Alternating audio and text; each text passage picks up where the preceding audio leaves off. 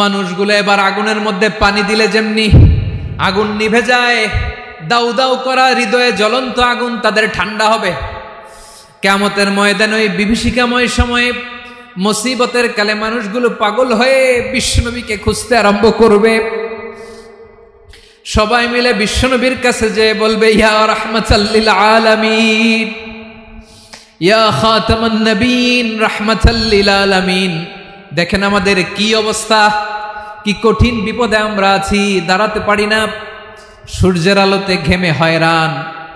আজকে কেউ সুপারিশ করতে পারবে না। সব নবীরা অপারগতা স্বীকার করেছে, তারা বলেছে আপনি ছাড়া কেউ নাকি আল্লাহর সামনে দাঁড়াতে পারবেন না, আপনি একটু সুপারিশ করেন। বিশ্বনবী বলবেন, আসো আসো, আজকের দিনে আমি ছাড়া আল্লাহর সামনে কেউ দাঁড়াতে পারবে না।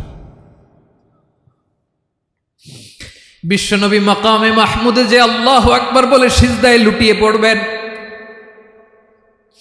আল্লাহ রাব্বুল আলামিন বিশ্বনবীকে এমন কিছু চমৎকার শব্দ শিখাবেন, ওই শব্দগুলো দিয়ে আল্লাহর প্রশংসা করে বিশ্বনবী কাঁদতে আরম্ভ করবেন।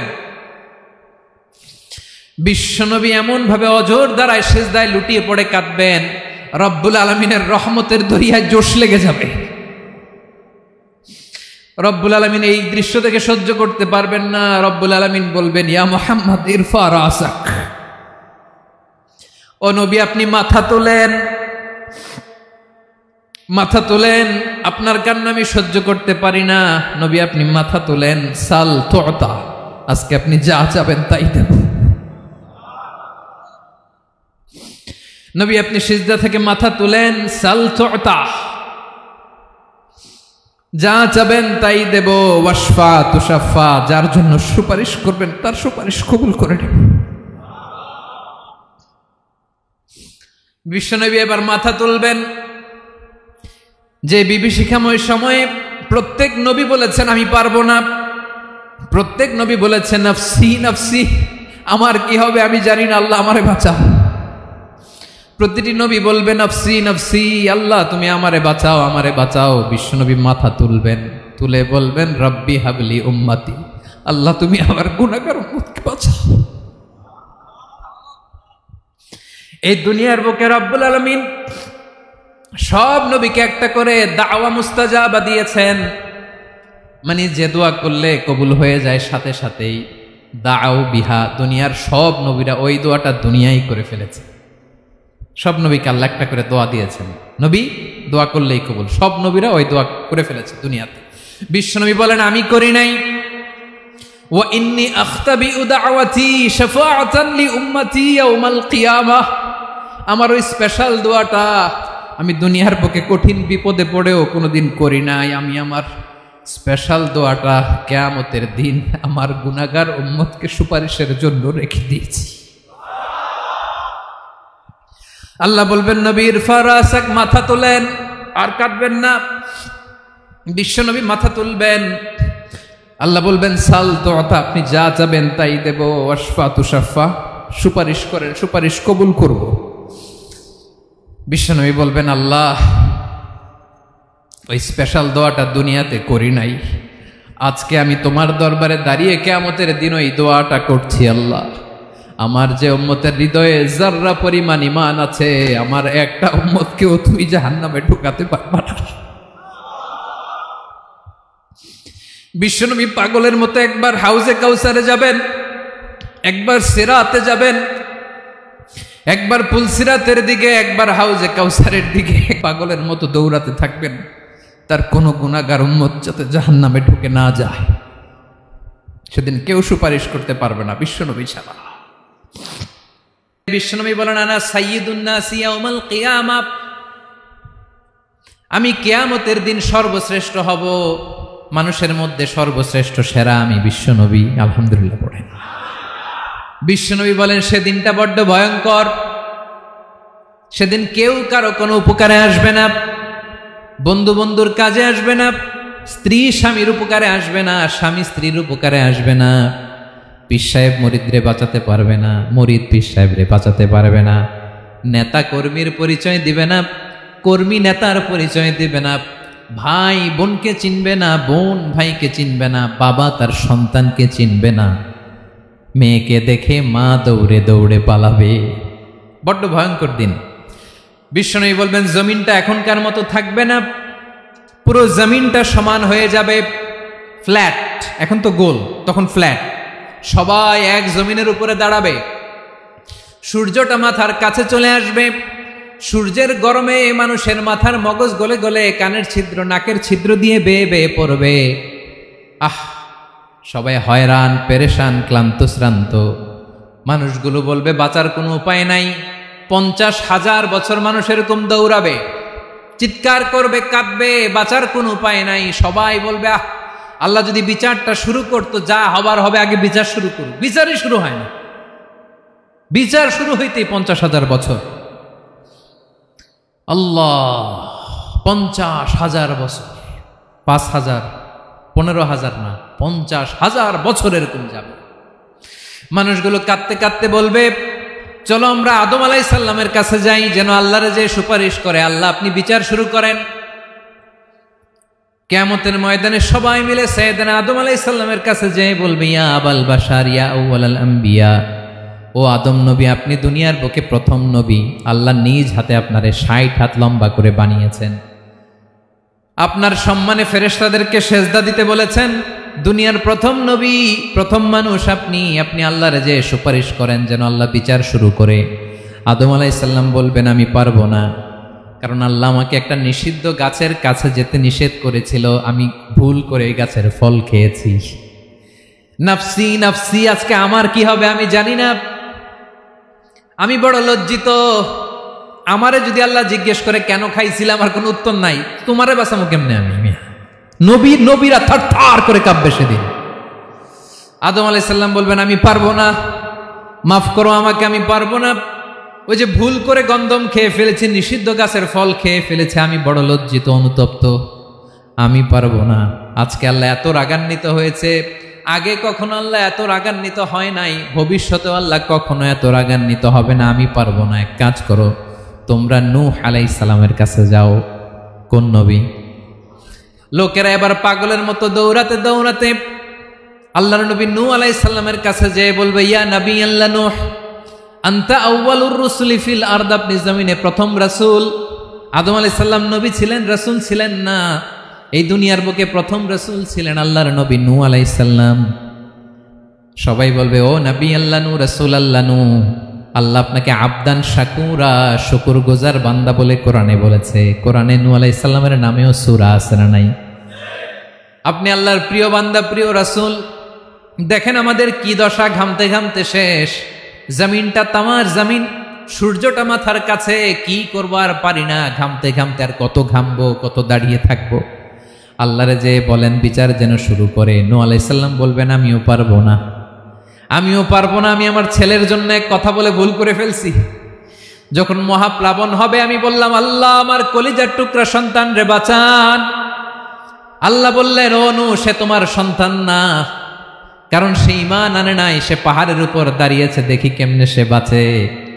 ওই যে আমি একটা না বুঝে আবদার করেছি, আল্লাহ আমার উপর রেগে গিয়েছিলেন। আজকে আল্লাহ ওই ব্যাপারে যদি আমারে প্রশ্ন করে, আমার কোনো জবাব নাই, আমি পারবো না, মাফ করো। তোমরা সবাই মিলে আল্লাহর খালিল ইব্রাহিম আলাইহিস সালামের কাছে যাও। লোকগুলো পাগলের মতো খুঁজতে আরম্ভ করবে, অযুত লক্ষ নিযুত কোটি মানুষের ভিড়ে আল্লাহর খালিল ইব্রাহিমকে যে বলবে ইয়া খালিলুল্লাহ, ও আল্লাহর খালিল, আল্লাহ আপনাকে বড্ড ভালোবেসেছেন, আপনি কাবা বানিয়েছেন, আল্লাহ আপনাকে বড্ড পছন্দ করেন। দেখেন আমাদের কি অবস্থা। আপনি যে আল্লাহর কাছে সুপারিশ করেন যেন আল্লাহ আজকে বিচার শুরু করে। আল্লাহর নবী ইব্রাহিম বলবেন আমিও পারবো না, আমি আমার জীবদ্দশায় 3টা মিথ্যা বলেছি। কয়টা? আসলে মিথ্যা না, একটু টুইস্ট করে কৌশল করে কথা বলেছিলেন, ওইটাকে হাদিসে মিথ্যা বলা হয়েছে। আমি জীবনে 3টা মিথ্যা বলেছি, জীবন বাঁচানোর তাগিদে কৌশল করে 3টা কথা বলেছি। আজকের এই কঠিন ময়দানে আল্লাহ যদি ওই 3টা কথার ব্যাপারে জিজ্ঞেস করে, লজ্জায় আমি মাথা দেখাতে পারবো না, আমিও পারবো না, আমিও পারবো না। আজকে আল্লাহ এত রেগে আছে, আগে কখনো এত রাগে নাই, পরেও রাখবে না। তোমরা সবাই মিলে বনি ইসরাইলের নবী মূসা আলাইহিস সালামের কাছে যাও। সবাই এবার যাবে মূসা আলাইহিস সালামের কাছে, যেয়ে বলবে ইয়া নবী আল্লাহ মূসা, আপনি ছিলেন কালিমুল্লাহ, আল্লাহর সাথে সরাসরি কথা বলতেন। রব্বুল আলামিন আপনাকে তাওরাত কিতাব দিয়েছেন, আপনি যে একটু সুপারিশ করেন। আল্লাহর নবী মুসা বলবেন, মাফ করো, আমিও পারবো না, আমি দুনিয়ার বুকে ভুল করে একটা মানুষকে মেরে ফেলেছি। আমি মারছিলাম আদব শিক্ষা দেওয়ার জন্য এক থাপ্পড়, এই থাপ্পড়ে যে ওই লোক মরেই যাবে আমি জানতাম না। আজকে আল্লাহ যদি জিজ্ঞেস করে কেন মারলা, জবাব আছে? ওই লজ্জায় আমি অনুতপ্ত, আমি পারবো না, আমার এই কথা বলো না। আজকে আল্লাহ বড্ড রেগে আছে, আমি পারবো না, তোমরা আল্লাহর নবী ঈসা আলাইহিস সালামের কাছে যাও।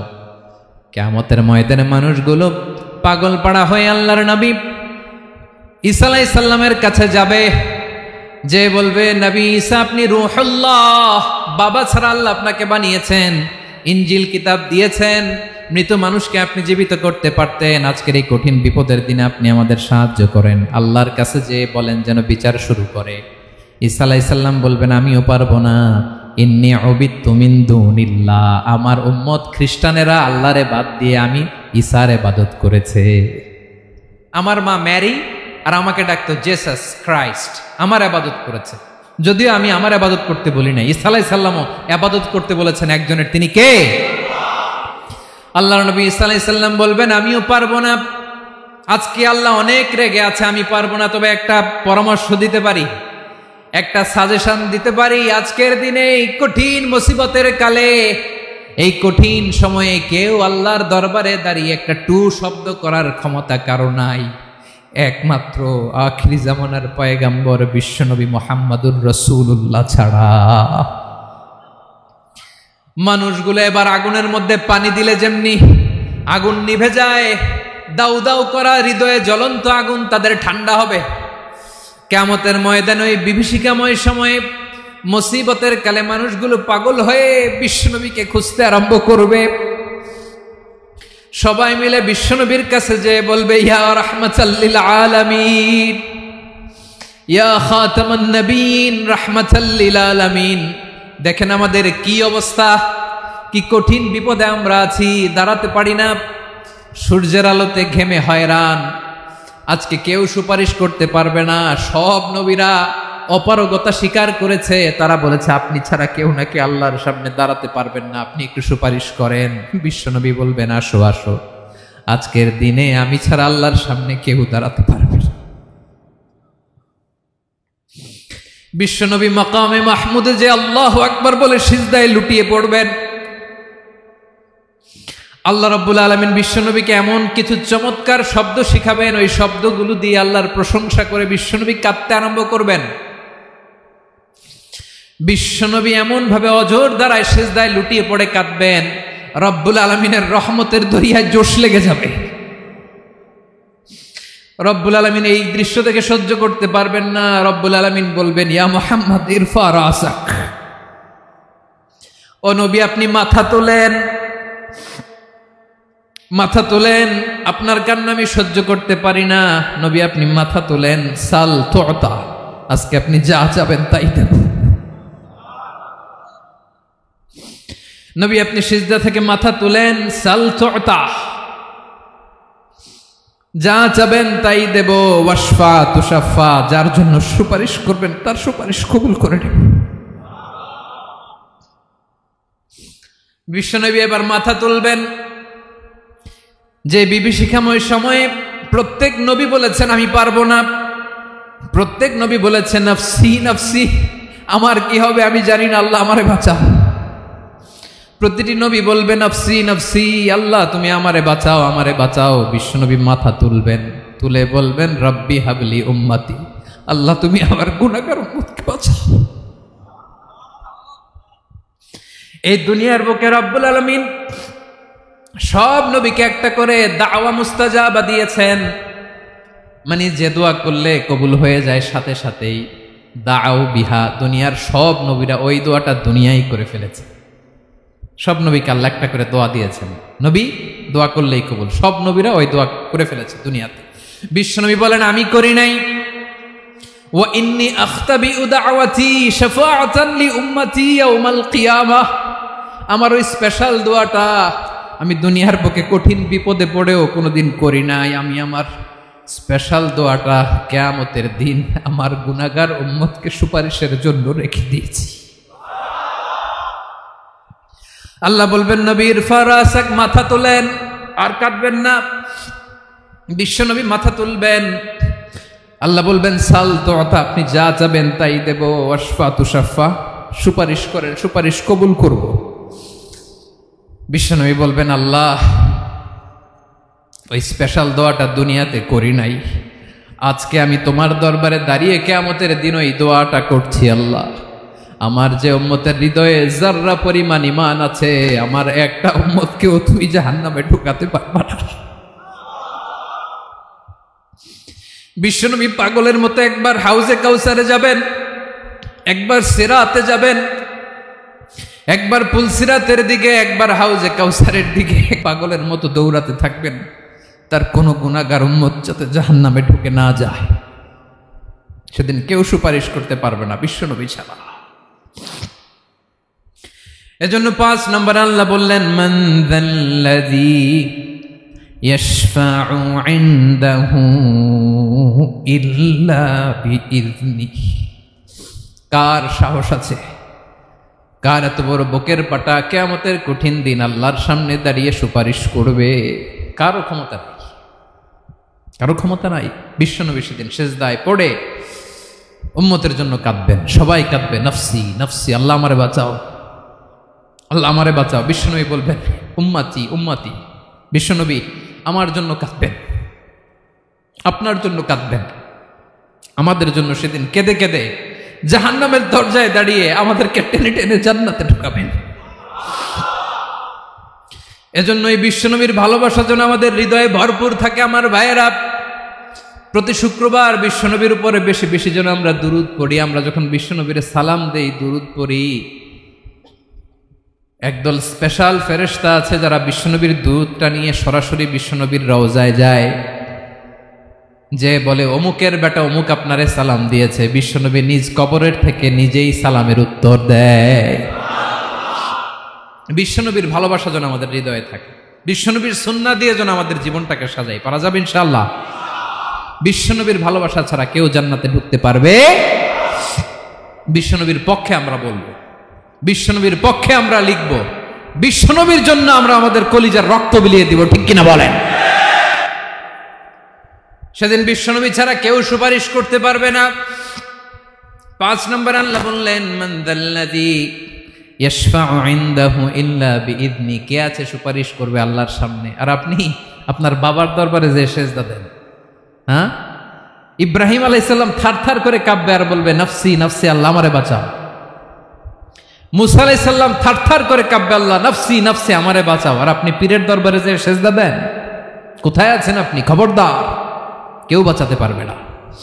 যাকে ইল্লা আল্লাহ যাকে অনুমতি দেন, বিশ্বনবীকে দিবেন, নবীদেরকে দিবেন, এরপরে আল্লাহ তার স্পেশাল ওয়ালিদেরকে, মুত্তাকিনদেরকে, শহীদদেরকে, সিলেক্টেড বান্দাদেরকে দিবেন। কিন্তু কাকে দিবেন, কার জন্য দিবেন, দুনিয়ার কেউ জানে না। একজন ছাড়া, তিনি কে? আল্লাহর ওয়ালিদেরকে, নেককার লোকদেরকে আল্লাহ সুপারিশের অনুমতি দিবেন। কিন্তু আপনি যারে মানেন, যার পায়ে সেজদায় লুটিয়ে পড়ে থাকেন, তারে যে আল্লাহ দিবেন, এটার কোনো গ্যারান্টি আছে? কথা বলেন। এজন্য জপতে হবে একজনের নাম, আওয়াজ করে বলুন, তিনি কে? আয়াতুল কুরসির 5 নাম্বার কথা হচ্ছে, সেদিন কেউ কারো উপকারে আসবে না, সুপারিশ করার সুযোগ পাবে না, আল্লাহ যাকে অনুমতি দেয় তিনি ছাড়া। কয়টা গেল? 6 নাম্বার আল্লাহ বললেন ইয়ালামু মা বাইনা আইদিহিম ওয়া মা খালফাহুম। তোমাদের সামনে, তোমাদের পেছনে যখন যেটাই ঘটুক না জানে কে? আওয়াজ করে বলুন, কেউ যেটা জানে না জানে কে? কেউ যেটা দেখে না দেখে কে? কেউ যেটা শোনে না শোনে কে? ইয়ালামু মা বাইনা আইদিহিম ওয়া মা, দৃষ্টিগোচর, দৃষ্টির বাইরে যা ঘটে কে জানে? তবে ঘরের ভিতরে ঢুকে জানালা বন্ধ করে লাইট অফ করে যদি আমরা কিছু করি, ওইটা আর আল্লাহ জানে না। হ্যাঁ, জানে? ওইটাও জানে। যত কালো পর্দা লাগায়া লাইট বন্ধ করে একা একা পাপ করেন, দেখে কে? এজন্য অন্ধকারে পাপ করলেও সেখানেও আল্লাহর দৃষ্টি আছে না নাই? আলিমুল গায়বি ওয়াশ শাহাদা, দৃশ্য অদৃশ্য সব জানেন, সব। আল্লাহ বলেন ওয়া আসিররু কাওলাকুম আও ইজহারু বিহি ইন্নাহু আলিমুম বিযাতিস সুদূর। প্রকাশ্যে করো কিংবা গোপনে করো, সব জানেন, এমনকি অন্তরে অন্তরে কি ভাবো তাও জানেন। মুখে গালি দেন নাই, মনে মনে গালি দিচ্ছেন, ওটা তো আল্লাহ জানে না? হ্যাঁ, আলিমুম বিযাতিস সুদূর, অন্তরে যা আছে ওইটাও ইয়ালামু খাইনাতাল আয়ুন ওয়া মা তুখফিস সুদূর। চোখ দিয়ে, অনেকে দেখবেন চোখ দিয়ে চোখ মারে, ওইটাও আল্লাহ দেখেন। বিচার করতেছে, বিচারককে ঘুষ টুস দিয়ে আপনি চোখ মারলেন যে এইভাবে না ওইভাবে কর, ওইটা তো আল্লাহ দেখে টাকে নাই? হ্যাঁ, খাইনাতাল আয়ুন, চোখের খেয়ানত দেখে। ওয়া মা তুখফিস সুদূর, অন্তরে যেটা লুকায় রাখো ওইটাও তিনি দেখেন। এজন্য আল্লাহ বলেন 6 নম্বর কথা হচ্ছে ইয়ালামু মা বাইনা আইদিহিম ওয়া মা খালফাহুম, সামনে পেছনে যা ঘটে সব জানে কে? কথা ক্লিয়ার? 7 নম্বরে আল্লাহ বললেন ওয়ালা ইউহিতুনা বিশাইইম মিন ইলমিহি ইল্লা বিমা শা, কেউ তার জ্ঞানকে পরিব্যাপ্ত করতে পারে না, পরিবেষ্টন করতে পারে না। তার জ্ঞানে কি আছে কেউ জানতে পারে না, ততটুকু ছাড়া যতটুকু তিনি জানান। সুবহানাল্লাহ। নবীরা কি সব জানেন? বিষ্ণু ঈসা ইসলাম সব জানতেন না। আল্লাহ তাআলা নবীদেরকে যতটুকু জানান ততটুকুই নবীরা বলে, ঠিক কি না? ওমা ইয়ানতিকু আনিল হাওয়া ইন হুয়া ইল্লা ওয়াহয়ুই ইউহা। আল্লাহ যতটুকু জানায় নবীরা ততটুকু বলতে পারে, এর বাইরে বলতে পারে না। আল্লাহ যতটুকু জানায় ততটুকু। আমাদের জ্ঞান যা আছে দিছে কে? সবাই বলুন, কে দিছে? এজন্য আল্লাহ বলে আমি যদি জ্ঞান দেই তাইলে তোমরা জ্ঞান পাও, এছাড়া জ্ঞানের কোনো মাধ্যম দুনিয়াতে। আর আমাদের জ্ঞান একেবারে কম, এই জ্ঞান নিয়ে আমরা বড়াই, কত বড়াই করি, জ্ঞানের কত বড়াই, গর্ব অহংকার, কত গরম আছে না নাই? কি জ্ঞান আছে আপনার? কি জানেন বলেন? ভবিষ্যৎ জানেন? কালকে কি হবে জানেন? তো কি জানেন আপনি? কালকে কি হবে এটাই তো জানি না, এখন কি হবে তাই জানি না, পিছনে কি করছিলাম এটা মনে রাখতে পারি না। আজ থেকে 1 মাস আগে এই বিকেলে আপনি কি করতেছিলেন মনে আছে? এত দূরে যাওয়া লাগবে না। আজ থেকে 1 সপ্তাহ আগে রাত্রে বেলায় কি খাইছিলেন মনে আছে? আজ থেকে 5 দিন আগে কোন জামাটা পরছিলাম মনে আছে? তো কি জানেন আপনি? কিছুই না। আমাদের জ্ঞানকে আল্লাহ বলেছেন কলিল। কি বলেছেন? এজন্য রব্বুল আলামিন বলেন তোমাদের জ্ঞান হলো কলিল। ওমা উতিতুম মিনাল ইলমি ইল্লা কলিলা, একেবারে যত সামান্য জ্ঞান আমি আল্লাহ তোমাদেরকে দিয়েছি, আসল জ্ঞান ভান্ডার একমাত্র আমি আল্লাহর কাছে। তাহলে আমাদের জ্ঞানকে আল্লাহ কি বলেছেন? কলিল। একটু বলুন কি বলেছেন?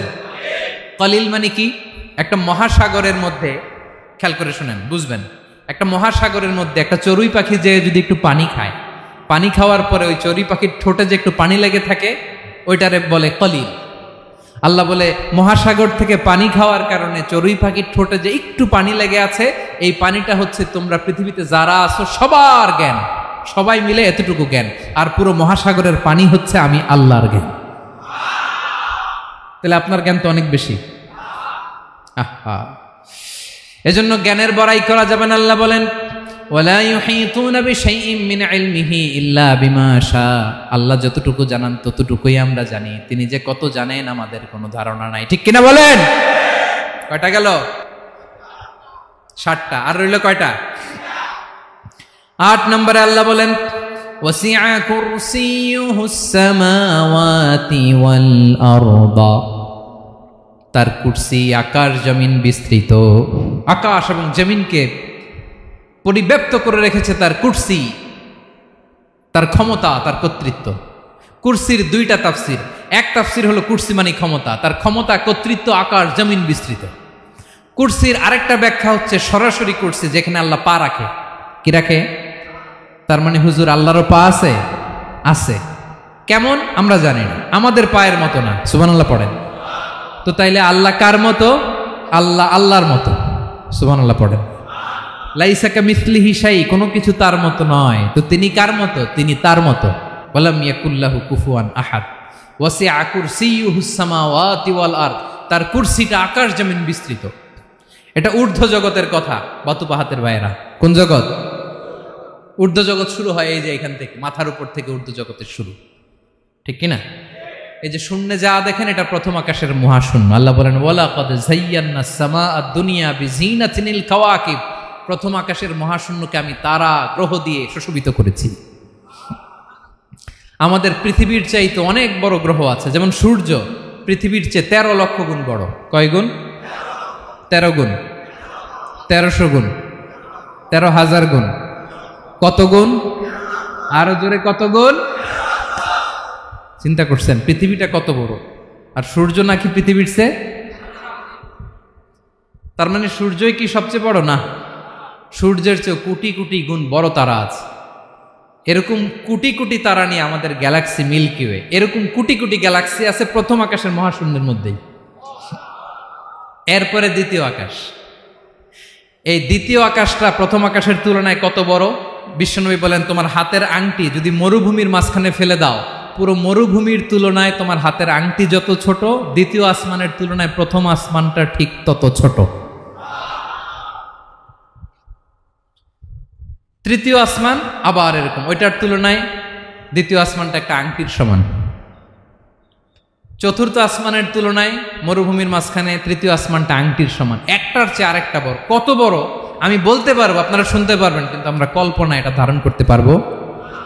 পঞ্চম, ষষ্ঠ, সপ্তম, 7 আকাশ শেষ। কি শেষ? এর উপরে আছে বাইতুল মামুর। কি নাম? এটা ফেরেশতাদের মসজিদ, ফেরেশতাদের কেবলা, ফেরেশতাদের কাবা। আমরা যেমন মক্কায় কাবা, ফেরেশতাদের কাবা কেবলার নাম হচ্ছে আল বাইতুল মামুর। 7 আসমানের উপরে। এটা কত বড় শুনেন।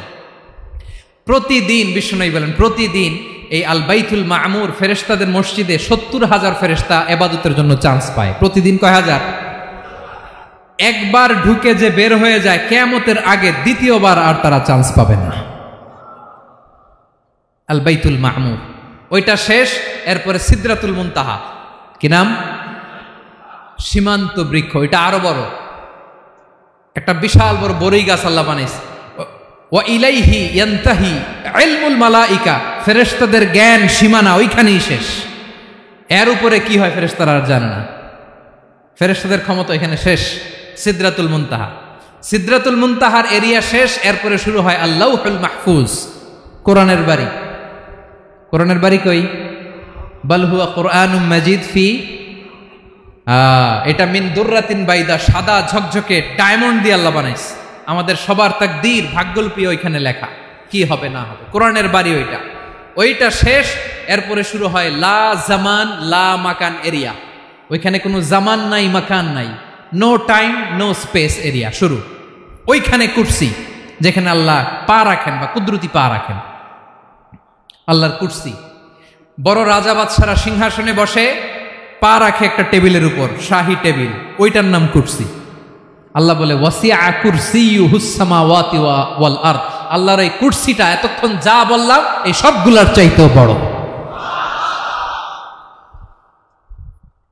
কুরসির উপরে আছে আল্লাহর আরশ। আর রহমানু আলাল আরশি ইস্তাওয়া, রব্বুল আলামিন ওই আরশের উপরে। আমি যেমনি চেয়ারের উপরে এরকম না, যেভাবে আল্লাহর জালালিয়াত, হিজ হাইনেস, হিজ রয়্যালনেস, আল্লাহর জালালিয়াত, আল্লাহর কুদরতের মাধ্যমে যেভাবে আল্লাহ আরশের উপর থাকা দরকার, আল্লাহর সত্তা, আল্লাহ ঠিক ওইভাবে আছেন, আরশের উপরে আছেন।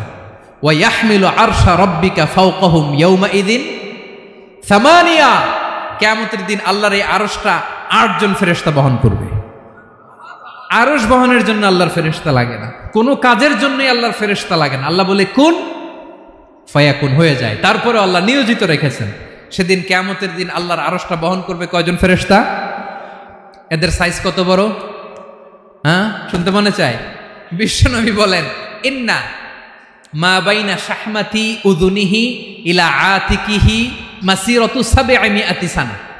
বিশ্বনবী বলেন ওই ফেরেশতার সাইজ আমি দেখে এসেছি। কত বড় শোনো, যারা আল্লাহর আরশ বহন করবে, পুরো সাইজ বলা যাবে না। বিশ্বনবী বলেন ওই ফেরেশতার কানের লতি থেকে কাঁধ বরাবর। আপনার কানের লতি থেকে কাঁধ কতটুকু হবে?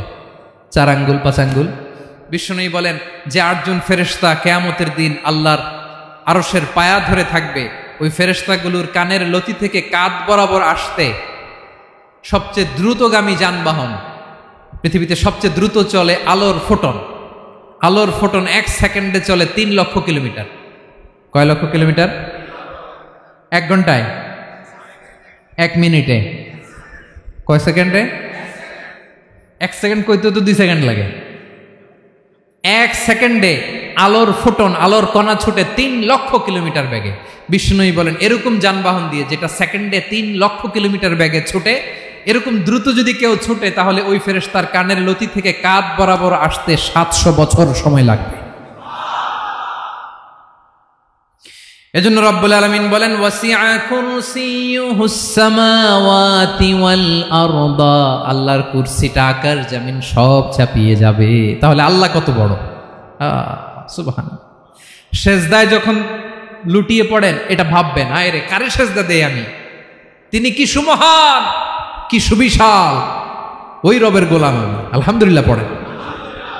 9 নম্বরে আল্লাহ বলেন ওয়ালা ইয়াউদুহু হিফযুহুমা, এই বিশাল আকাশ জমিনকে রক্ষণাবেক্ষণ করতে যে আল্লাহ কঠিন কালেও ক্লান্ত হয় না। নাকি আমার আপনার মতো ক্লান্ত হয়? আল্লাহর ক্লান্তি আছে, শ্রান্তি আছে, বিশ্রাম আছে, বিরাম আছে, ঘুম, জিমানি? সুবহানাল্লাহ পড়েন। আল্লাহ বলে ওয়ালা ইয়াউদুহু হিফযুহুমা, এগুলোকে রক্ষণাবেক্ষণ করতে আল্লাহ ক্লান্ত হয়ে পড়েন না। 9 নম্বরে বললেন আল্লাহর কোনো ক্লান্তি নাই, সব কিন্তু দেখভাল করেন, প্রতি মুহূর্তে প্রতি সেকেন্ডে যার যেটা লাগে করেন। এই পুরো বসুন্ধরা, পৃথিবী, মহাবিশ্ব যেভাবে চলা দরকার সৃষ্টির পর থেকে আজও চলছে। চালায় কে? ইঞ্জিনিয়ারটা কে? আসল কারিগরটা কে? 9 নম্বর চলে গেল, আল্লাহ ক্লান্ত হন না। আর বাকি রইল কয়টা?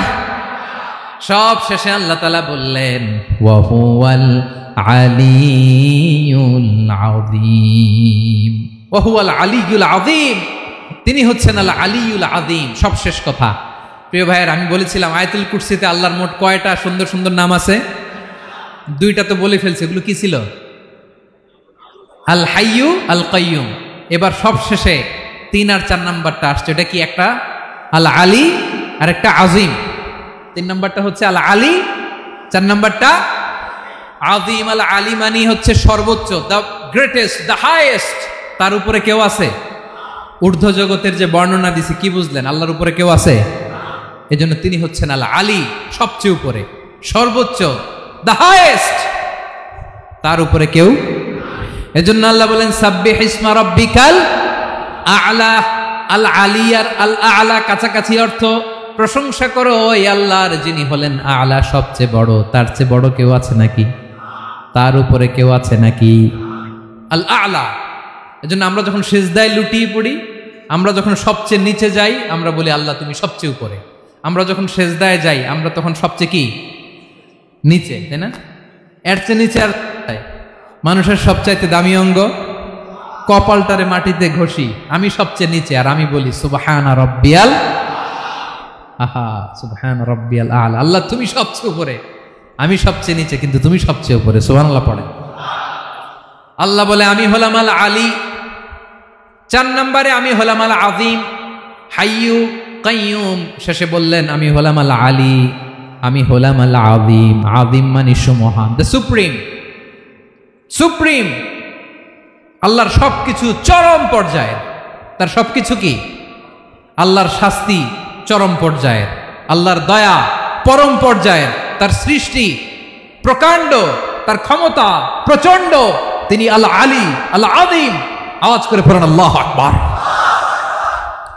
আল্লাহ বলে আমি হলাম আল আলী, আমি হলাম আল আযীম, আমি হলাম সুমহান। আমার সবকিছু বড়, আমার শাস্তি বড়, আমার দয়াও বড়, মায়াও বড়।